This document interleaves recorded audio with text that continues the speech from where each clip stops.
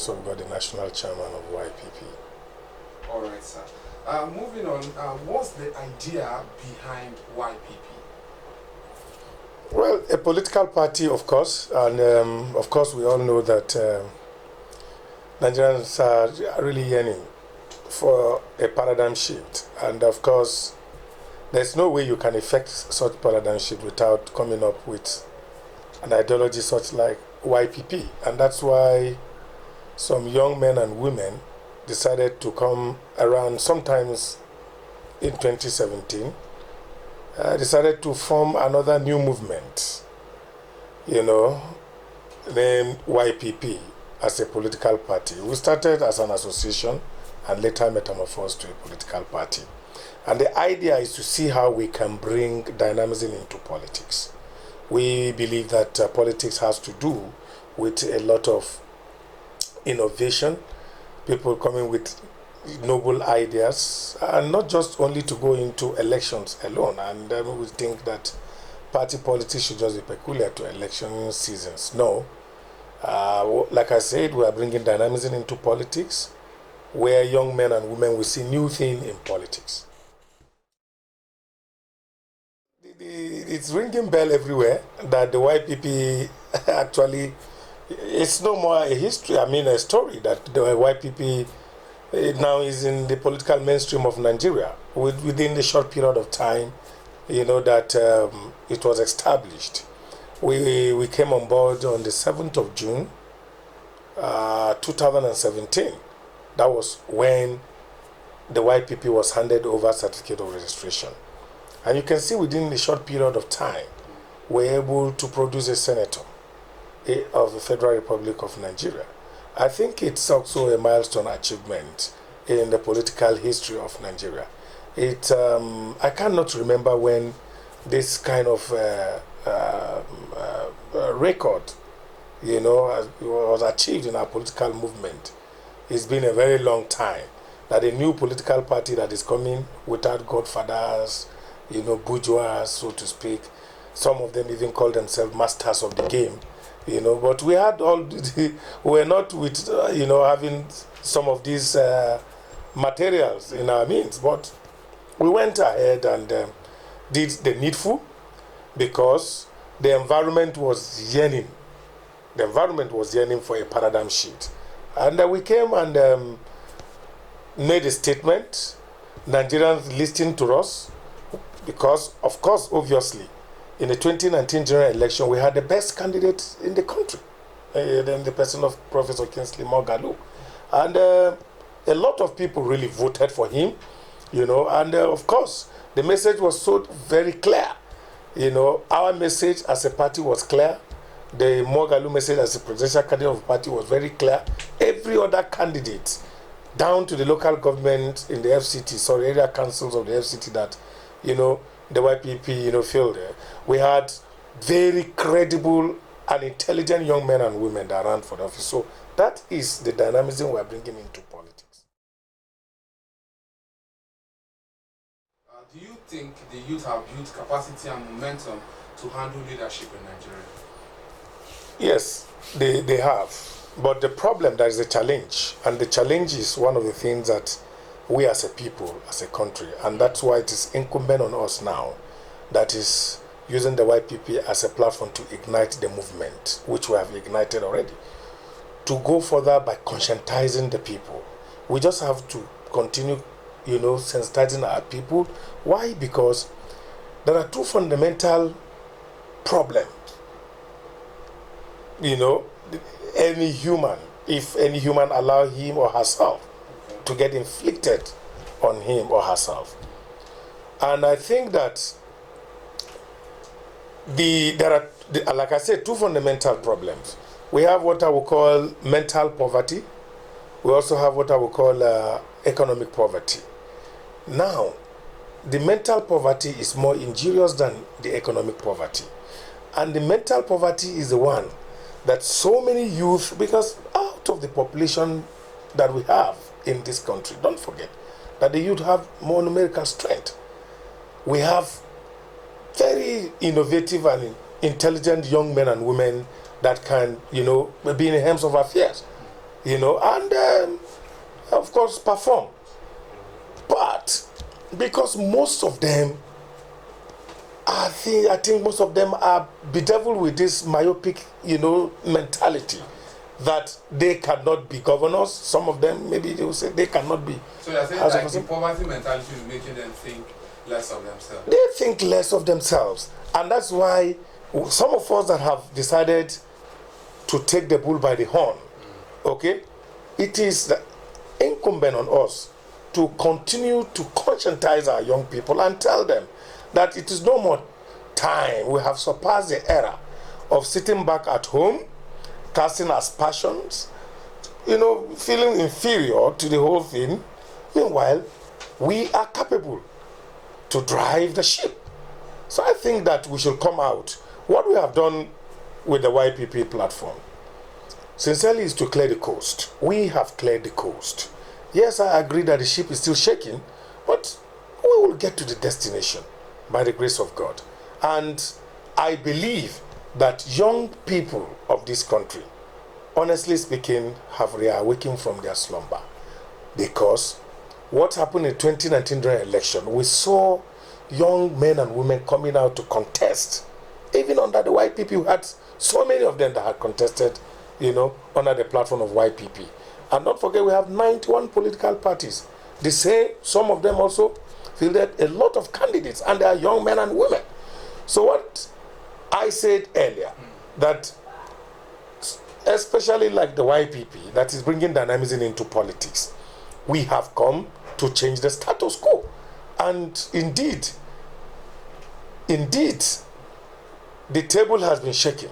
We have shaken the table. And as I speak to you, even those who call themselves masters of the game at the moment are really afraid that these young people.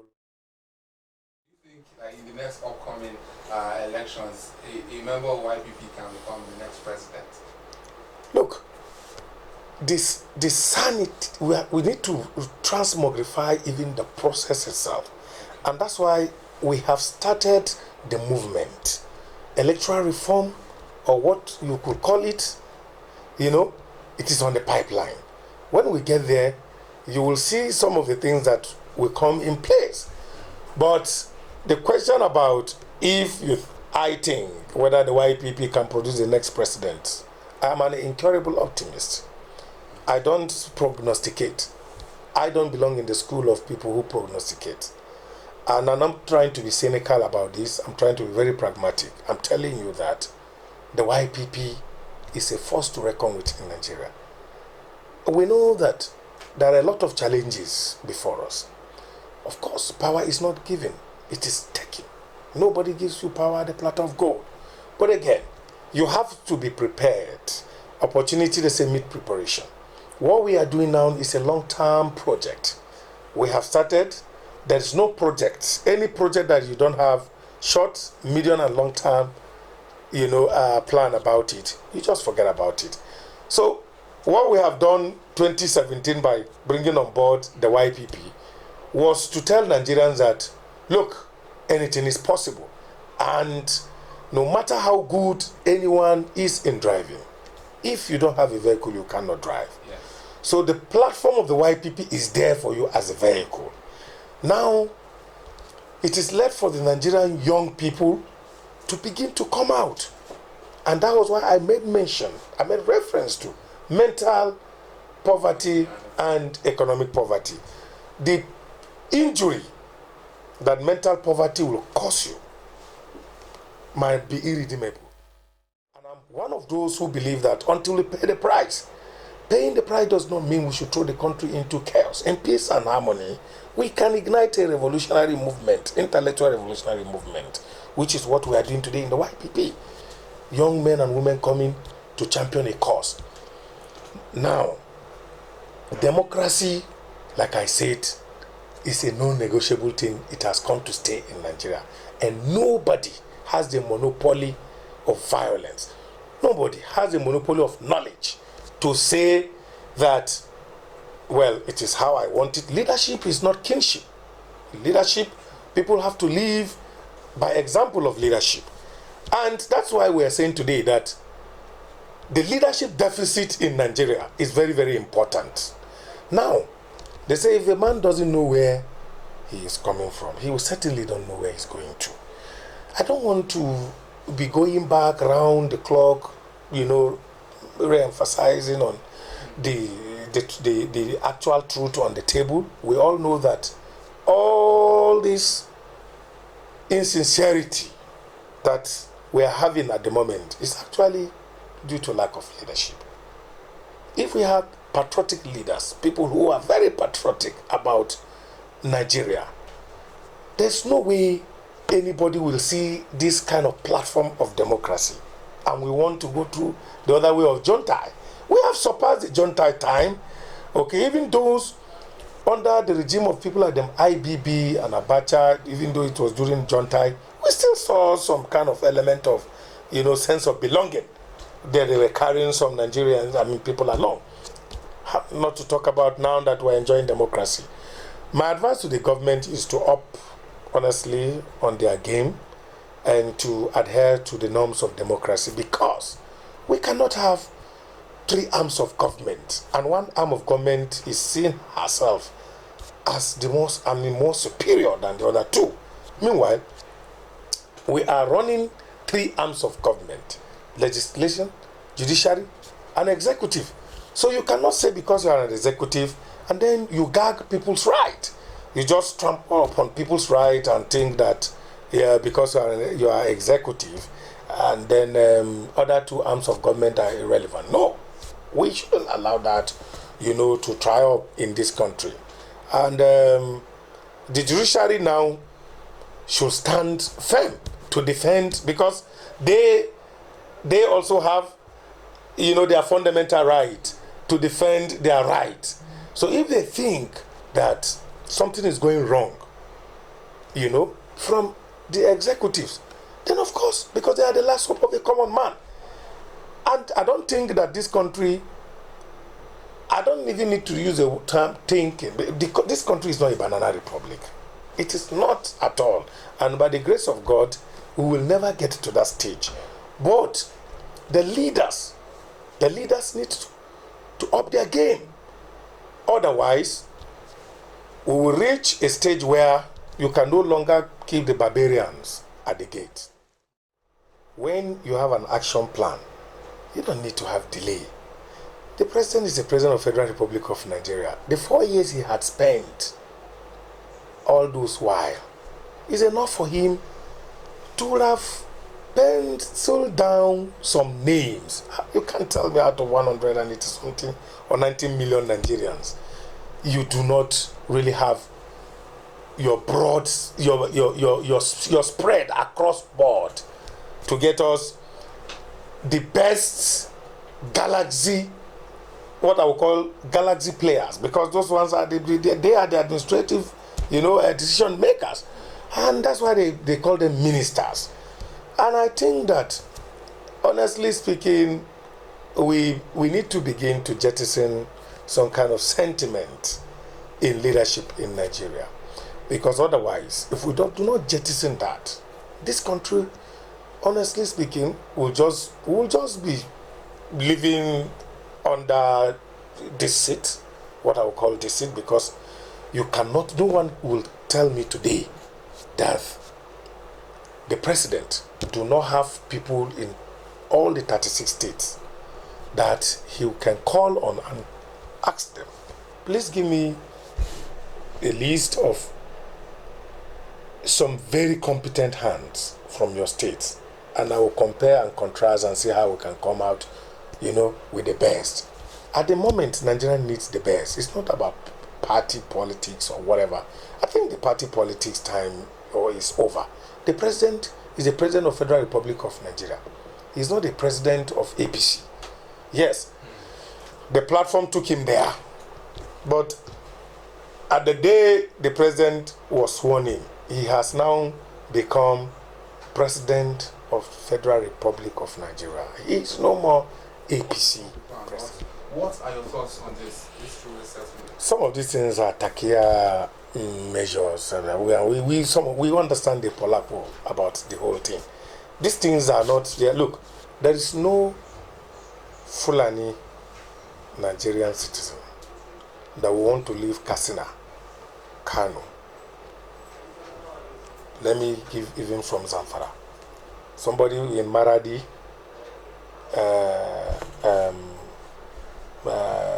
Zamfara, Katsina, Kwatarkwashi, Funtua, Giwa, all those areas, thinking that he wants to leave his comfort zone to go to Benue or Yenegua or in River State or Owerri to go looking for a land for ranches. They are very comfortable. But the gimmick there is about, we have heard from the president that the people causing this mayhem are actually foreigners. Over time, we have heard from the president. So now why do you want to harbor foreigners in our country? Why would you want to harbor foreigners when we are already bedeviled with this crisis imposed on us by the foreigners? And that's why I said it's a kind of, we don't know the strategy that this government is using, and that's why it's bringing a lot of suspicion that there is a game plan of one tribal group that are giving cover up or preference, to manipulate and take over the land where there are so many ethnic groups in this country. So I think my advice is maybe they should have a rethink about the program. For me, I do not think the Ruga, because now let me tell you, the landmarks, if you put the whole southeast states together, the whole either 5 or 6 southeast states together, the landmass of those 5 states is not up to the landmass of Niger State. Just Niger State.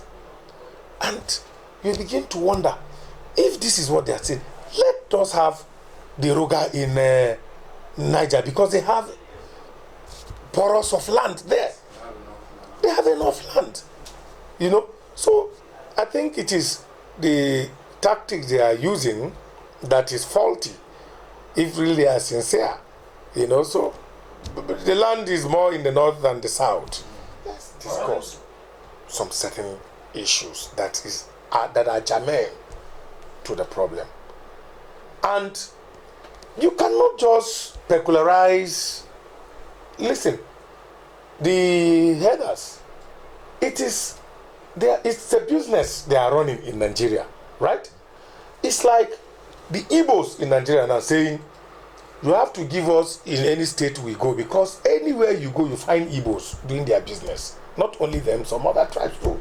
Then every ethnic group we'll be talking about, anywhere we are, our group are, give us where we want everywhere in Nigeria so that we will build our settlement there.